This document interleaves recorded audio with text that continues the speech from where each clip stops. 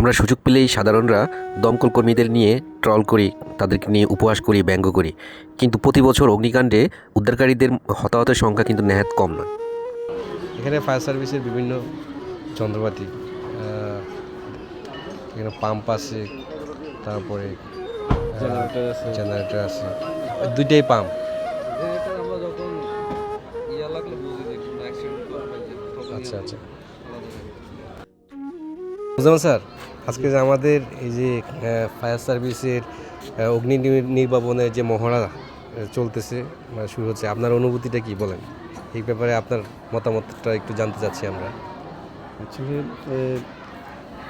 অগ্নি নির্বাপন যে ব্যবস্থাটা, এটা সম্পর্কে আমাদের সবারই ধারণা থাকা উচিত, সচেতন হওয়া উচিত। আমাদের বর্তমান প্রেক্ষাপটে কিন্তু এই জিনিসটা কিন্তু খুবই হয়ে গেছে যে বিভিন্ন জায়গায় আগুন লাগতেছে, কিন্তু আসলে আমরা ওই যে আগুন নেবানোর যে সিস্টেমটা, যে পদ্ধতিটা আমরা অনেকে জানি না।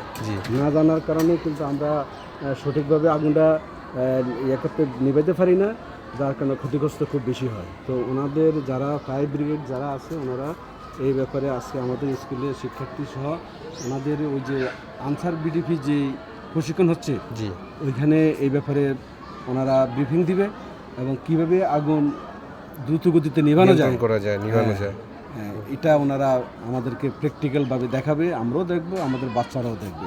ধন্যবাদ স্যার, আমরা অপেক্ষা করতেছি।